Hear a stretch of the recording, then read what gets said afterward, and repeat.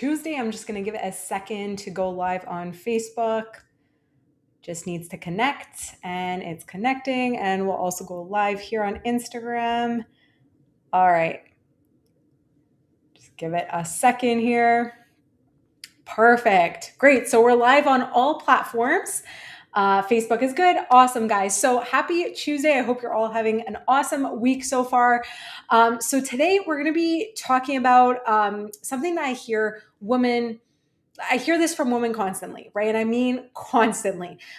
Just the feeling of like your body is changing and you don't recognize it anymore, or that you're doing everything that you used to and nothing is really working the same way. A lot of times I hear women saying, like, I just don't understand what's happening in my body. Like, nobody is really explaining it to me. And here's what I want you to know before we dive into anything any further today is what you're experiencing isn't random, right? It's not a decline that you just have to accept, that you just have to settle for. And that's what's happening in your body, especially during menopause, during that menopause transition, is one of the most significant hormonal changes that a woman's body goes through. And it affects multiple systems in your body. So that's what we're going to be talking about today. And these systems are affected simultaneously. So your metabolism, your muscle, your brain, your bones, there's so many different things, your gut, like all these things all at once are just getting hit and changed in so many ways. And the part that nobody talks about or nobody has maybe told you is every single one of those systems has inputs that you can control. And that's what we're going to be talking about today, because although like your body is shifting, your biology is shifting, you're not powerless. You don't just have to accept this and feel like it's an inevitable decline. You just need to understand that your body is operating under a different system and needs different inputs. And that's exactly what we're going to be talking about today. So if you're watching on Instagram and you see me looking this way, I'm just on other platforms, and same thing for those of you who are watching on the other platforms. If you see me looking this way, I'm paying attention to those who are tuning in on Instagram. And if you are able to join in live, or if you're watching the replay, comment below, let me know where you're watching from, and we'll dive right into it. And quick intro, if you are new to my Instagram page or any of the other platforms, I'm Alexis Trello. I'm a biologist and founder of Flexus Fitness. And for over a decade, I've worked with high-performing women navigating exactly this transition and this same feeling. And what myself and my team do is help them stop guessing and really start understanding what their body actually needs at this stage of life. So let's dive right into it. We're going to decode this together. So big picture, if we were just like to zoom out, why is this transition, why does it feel like it's anything than you felt before, right? Like what's the difference? And before we get into each stage of the transition, I want to just zoom out and give you the big picture, because understanding this changes everything and really sets the tone for everything else that we're going to be talking about. So first off, you have your sex hormones, right? And the two in particular, just for the purpose of this discussion, we have estrogen and progesterone. And those are not just reproductive hormones, they're systemic regulators, meaning they influence how your brain works. They influence how your muscles respond to training, how your gut processes food, how your bones maintain density, how your body is able to manage stress and inflammation. And all these different systems are just, they're deeply connected into every major system that your body operates in. And that's where when hormones begin to shift during perimenopause, and it's not just one thing that changes, right? So like a lot of women are under the impression that it's, like my periods start to get a bit wonky, or my periods are, I'm getting them more often, I'm not getting them as much. My flow is changing. I'm having trouble sleeping. There's so much more that changes throughout this transition. And a lot of times for a lot of women, it could feel like everything all at once at different rates, right? At different speeds, in ways that are different for every woman, because we are all individual. And this is why advice that had maybe worked for you in your 20s and your 30s, your early 30s, doesn't work the same way. Not because you're doing it wrong, but again, the biological environment has changed and those strategies are just not designed for what your body needs at this point. So it's not that your body just has decided to stop responding to what you're doing, although it may feel that way. Your body's environment has changed how those strategies will work. And that's biology. Again, that's a part of evolving as a female in a female body. And the good thing is biology can always be worked with. So there's 3 stages that we're going to talk about first. And I want to talk about like what shifts, what affects these stages, what to do during these different stages. So the first one is when the transition begins, right? So we call this perimenopause. And perimenopause can last anywhere between 5 to 10 years for some women. And for a lot of women, it typically begins in their late 30s, early 40s, mid 40s. Although for some women, it could start even earlier. So that's where the defining characteristic of this stage isn't that estrogen is low, which is one thing that's constantly spoken about nowadays is like, oh, you can't really test your hormones. You can't look at blood work because like the hormones are constantly fluctuating. And if you don't have a baseline of what those values look like before hitting perimenopause, it's really hard to see if you're actually low, whatnot. But it's not that like the hormones are just going to dramatically drop during perimenopause. It's more so that the hormones are erratic. So like what I like to say is, they're like on a roller coaster. It's almost like reverse puberty. Your body's just trying to find its new normal. And estrogen in particular becomes very erratic. It fluctuates wildly. For some months, it might spike up. For other months, it might crash. And it's that unpredictability that makes this stage so confusing, right? And because like you just don't feel regulated in your body, your symptoms aren't constant either. They could fluctuate wildly. And that's where, because of these hormone changes, it's affecting how your body responds at a deeper level. So there's a few things that are happening systematically. First thing is your stress response becomes hypersensitive. I actually did a training on this 2 weeks ago now. And basically as estrogen starts to fluctuate, it loses its ability to buffer cortisol, one of your stress hormones, effectively. So we have our HPA axis, which just to simplify what that is, think of it as like your brain to stress hormones communication system. Think of it like a highway. And it starts perceiving everyday stressors as bigger threats than what they actually are. Just because, again, your body isn't able to buffer those stressors in the same way with estrogen fluctuating so wildly. Now, what else does that mean? It's not just everyday stressors that your body starts to perceive differently. It's also your workouts, right? It could, like if you do a very, very hard workout, your body may require more recovery. If you had a bad night of sleep, again, your body has less of a buffer to manage that as it once did. If you're not fueling enough throughout the day, that's also a stressor on your system. So all of these now register like as higher level threats in your system. So that means your body, the last thing it's going to want to do, it's trying to protect itself because it's like, oh my God, I have this threat. Like I need to conserve, I need to protect. And that's where if you're layering in all these stressors, which again, may have not felt like stressors in the past, you may have felt like you could, you had a bad night to sleep and it was no problem. You could get on with your day, but now you're feeling like, okay, it's affecting you differently. Same thing with your workouts. Now, your body starts to hold on, right? So meaning like it starts holding on to fat. It starts to break down muscle for energy. It starts to resist your recovery in ways that it never used to. And so that's the first thing. That's like the stress response. And that's a big thing that, again, doesn't just affect how you feel mentally, emotionally, but physical stressors and how your body is perceiving that. Now, the second thing is muscle protein synthesis. What this means is your body's ability to build and maintain muscle starts to decline. It starts to become less efficient. So the same protein intake that used to be enough your body needs more at this point because it's not as efficient at building it. So it's a mix of protein intake, but also the type of workouts that you do. So there is that factor too. But just in general, like muscle loss starts to begin more quietly, and this could happen well before women even realize. Like in our 30s, we start to slowly, experience that muscle loss, that decline in muscle loss. Now, the third thing is your cognitive function can shift. And this is a big one for a lot of women, just feeling like that brain fog or difficulty concentrating, mood fluctuations, right? Feeling like they just don't feel like themselves, right? It's kind of like this person just took over and they have, these wild mood fluctuations. And they're like, what just happened, right? Just feeling unfamiliar in your body and how you're acting. And these are not psychological.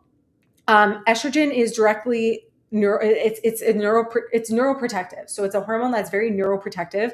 So when it fluctuates, the brain activity fluctuates as well. So again, like at this point in perimenopause, key things that we want to focus on to protect all these systems and make sure that we're giving your body what it needs because it's losing the hormones are declining and they're fluctuating so wildly, is your body needs more muscle preserving signals more than ever. So I'm not just talking about going to lift weights once in a while or doing a workout class, doing some things here and there. It needs intentional muscle building signals. Another thing with that too is beyond just the workouts you do and the type of workouts you do, nutrition is always going to be 90% of it. I always tell women, you could be training as hard as possible, but if you're not focusing on giving your body the right resources it needs to preserve and build muscle, then you're not going to see those changes. And that's where when it comes to protein intake, it's not just about your overall day, how much protein you're getting throughout the day. That's very important. If there's one place to start, like if you're not getting sufficient protein, we always want to start there. Like let's just boost it for the overall day. But it's also about how you're distributing it across meals. Because that muscle protein synthesis becomes less efficient, we want to make sure we're feeding your body with sufficient protein throughout the day so it continues to keep that muscle protein synthesis going. So we want to aim for about like 30 grams per meal, 30 to 40 grams per meal. And that really helps to compensate for that declining muscle protein synthesis, right? The efficiency of doing that. Another big one too that we need to become more intentional with during perimenopause is just your fuel in and around training.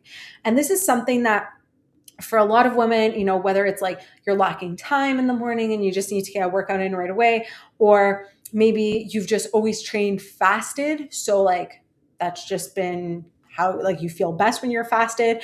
But we do want to make sure, especially for like higher intensity exercise, for strength training exercises, that you are in a fueled state. Your body is going to perform best. So that could look like, whether you've eaten throughout the day and you're working out later in the day, or if you are working out first thing in the morning, just sipping on something, even if it's like, for a lot of women, what we do is if they can't stomach much and they're really working out, like they have to work out now, even if it's, a bit of creatine in your water or amino acids, essential amino acids, or even electrolytes, just something that gives your body, and then making sure that you're eating afterwards, after your training, to help with the muscle protein synthesis. So if you're like doing a workout and then you're not eating for another 2 hours because you get ready, you're going to work, like having even something to sip on, like a protein coffee or something like that after your workout can make a huge difference. So that's where the fuel in and around your training matters even more. And like we were talking about before, your stress buffer, right? So your buffer is thinner. Your body needs to know it feels safe enough to adapt. And a big part of that too, when it comes to feeling safe, is prioritizing recovery, right? So like a lot of women at this point, they feel like, I'm not putting in enough effort. Like my body's not changing. I need to do more. I need to cut more. I need to eat less. I need to cut carbs. And absolutely not. Like we need to prioritize the resources your body's getting to improve that whole recovery process. And that's when like when you're improving the recovery, that also protects that stress response. It protects your sleep, it protects your brain, all these things, right? So it's really about how are you bringing all those things together and integrating them properly. Now, stage 2 is menopause. And really, menopause is a one-day event. So you have perimenopause, menopause, and you have postmenopause, which we'll get into next. But menopause is a one-day event. And this is when the shift becomes permanent, meaning like there's been 12 months without a consecutive period. And at this point, estrogen doesn't just fluctuate, but it drops to a consistently low level. And this is where the physiological changes that are happening are more pronounced, they're more permanent. If they haven't been addressed, they can linger.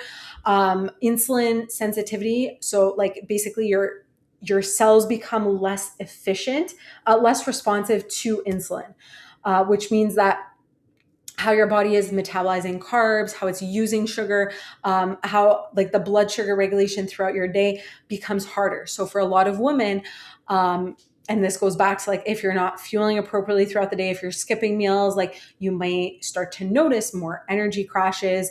If you're eating very high carb and you're not pairing your foods correctly, you're going to notice those energy crashes even more. It's going to affect your sleep. And fat storage around the midsection becomes more common because of the blood sugar regulation. So it's a direct consequence to losing estrogen's role in how you're regulating glucose, how your body's regulating sugars. Another thing too, at this point is bone density continues to accelerate, right? Bone density, like the decline of your bone density starts to accelerate. You don't gain more bone, but basically, so again, just like estrogen is neuroprotective, it's also bone protective. So without it, the rate of bone loss increases, which again makes strength training, resistance training even more beneficial than, again, like besides just like looking and feeling good and feeling strong, it's more about like your structural health and really future proofing your ability to stay capable and keep moving for the long term.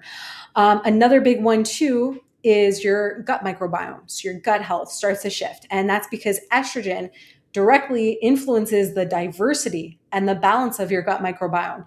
So as it starts to decline, for a lot of women, gut permeability can increase. So like we want to pay attention to, again, maintaining the integrity of your gut lining and all that. And inflammation can rise because of that.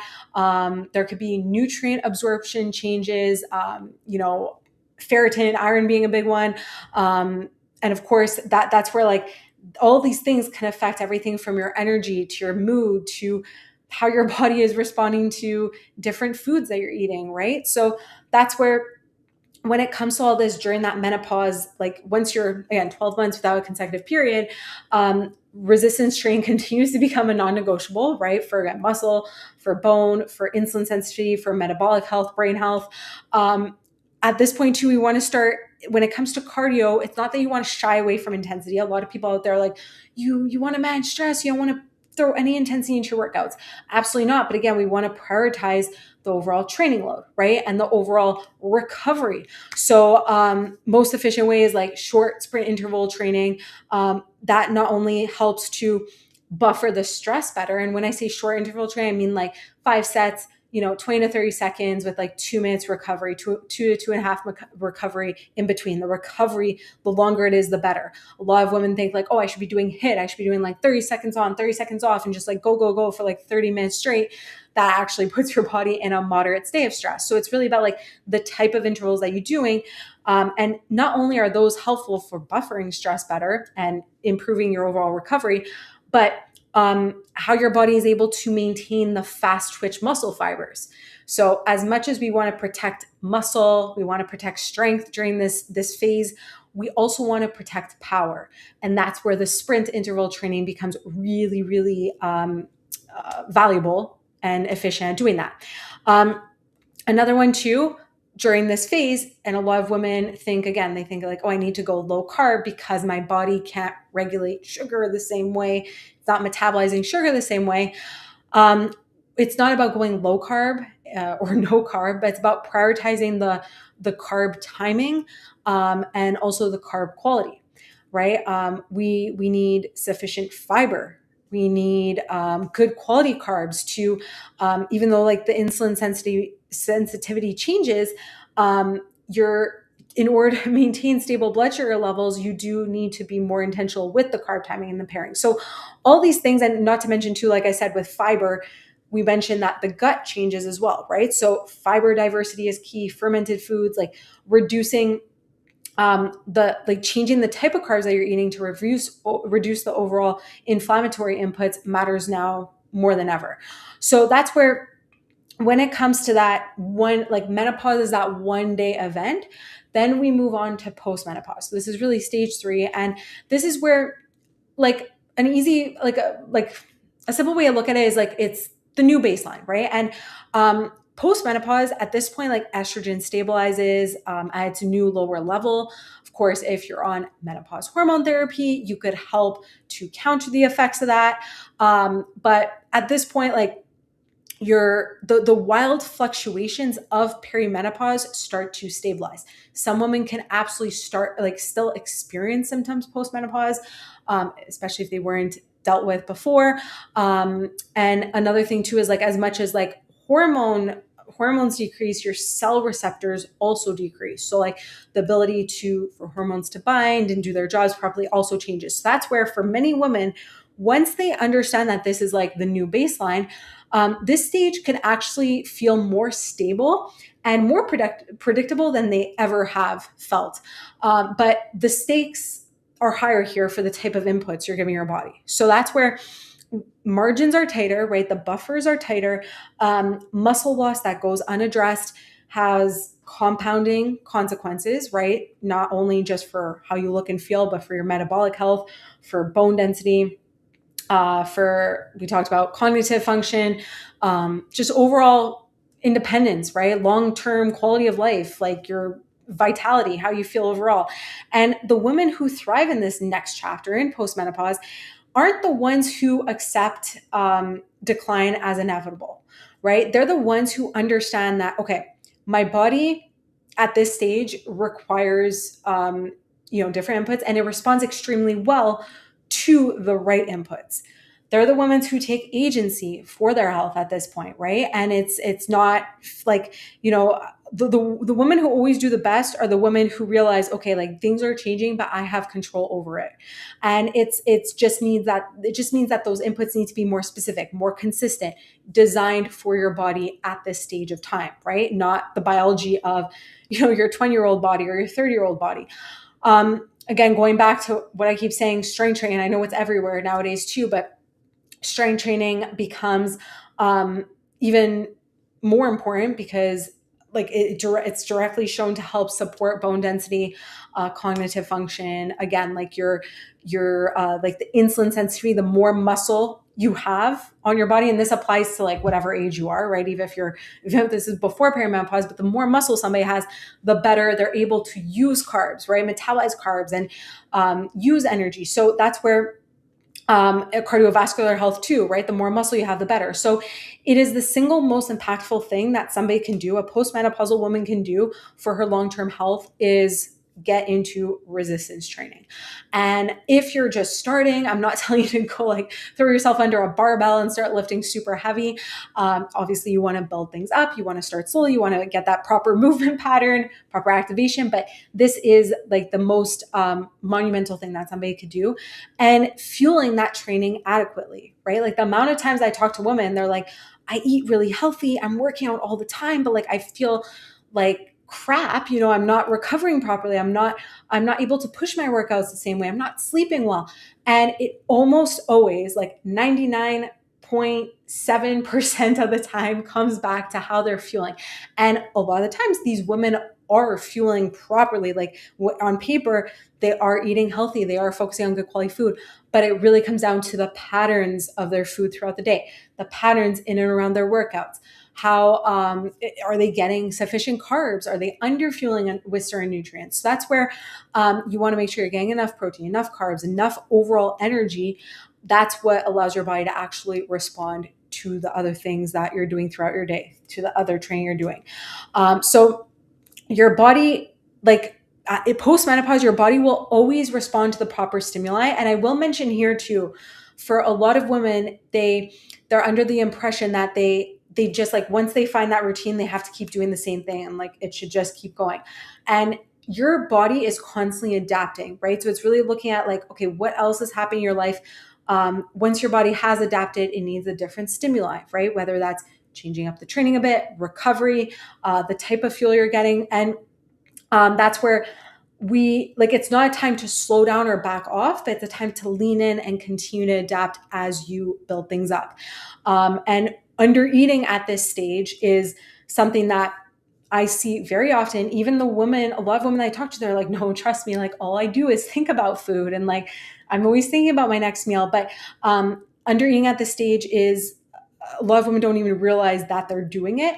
And that could be a very negative adaptation that you're trying to prevent. Your body, again, needs the resources to build. It's not about eating less, moving more. That is being in a slight caloric deficit if your goal is body fat loss, and body transformation, absolutely. But we also really want to prioritize the muscle gain over weight loss at this point, right? So that's where like every stage of this transition has specific biological needs, and every one of those has inputs that you could directly influence, you could directly lean into. And that's where the women who thrive during menopause aren't the lucky ones.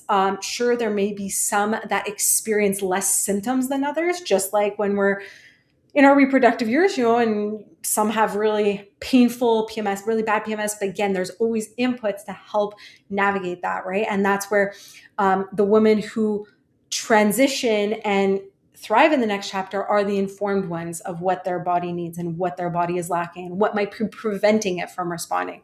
So here's what I want you to take everything, and then I'm going to look through a couple of comments I see coming in. So just give me a second here. But basically, like, what I want you to take away from this talk is your hormones are changing. That's real. It's not in your head. The symptoms you're feeling, the way that you're feeling is valid.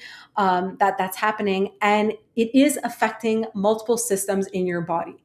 But you're not at the mercy of that change. You are not a passive observer of what your body is doing, right? And every system that we talked about, every system that I described, your metabolism, your muscle, your bones, your gut health, your brain, your nervous system, your stress response, all that, every single one of them has levers that you can pull and inputs that you can change and signals that you could use to tell your body, hey, you're safe. We could adapt, we could rebuild, we could stay strong. And that's where the menopause transition is not a sentence. It's just a new set of rules that your body is operating under.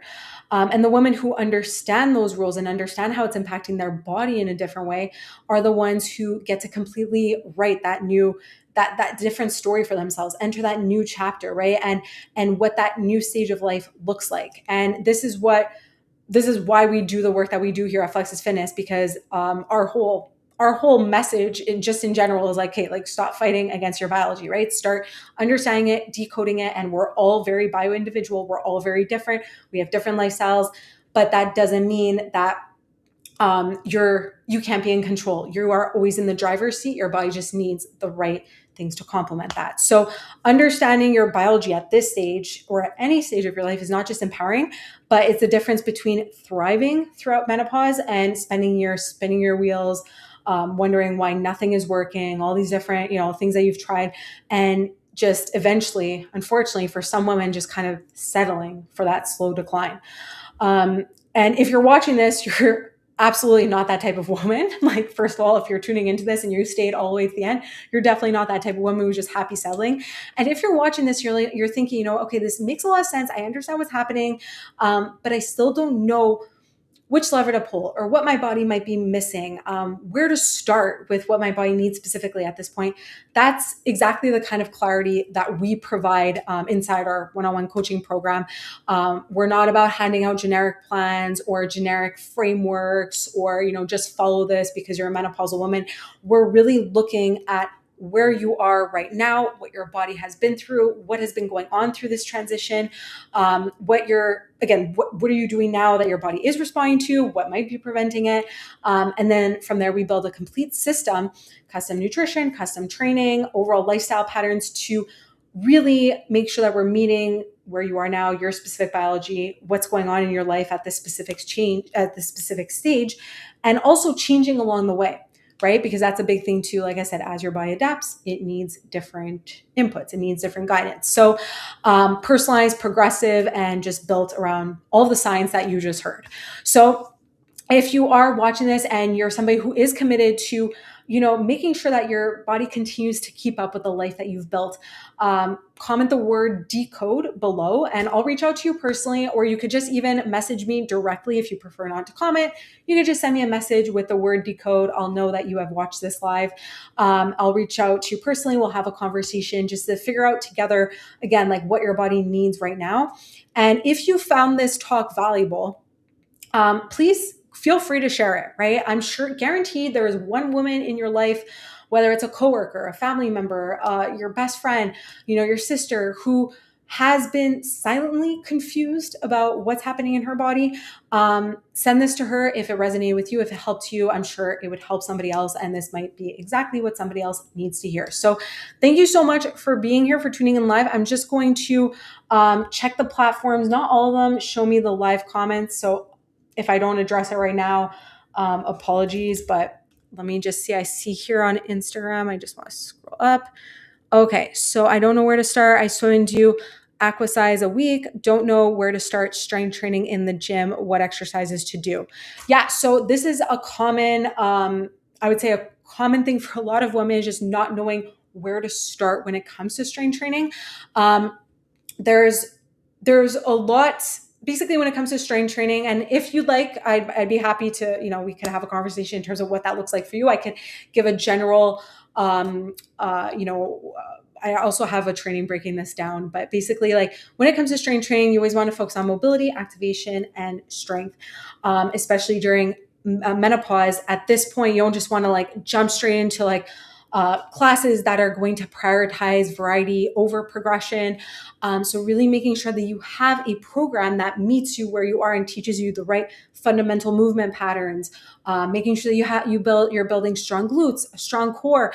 Those are all like the foundation. Then you want to build up from there. Again, if you'd like to reach out, I'd be happy to talk to see like what you may have tried in the past. And you're swimming and doing aquasize twice a week, which is awesome. Swimming is a great full body workout, but having, actually applying stimulus to your muscles and train them to failure to build muscle is very, very key. So if you'd like to talk more about that, I'd be happy to chat more. I don't see any other comments for now, but if you guys have any other comments, anything else that you'd like me to cover in other lives, I'd be happy to dive into that. So I hope you guys have a wonderful rest of your day, and I'll see you next time. Take care, ladies.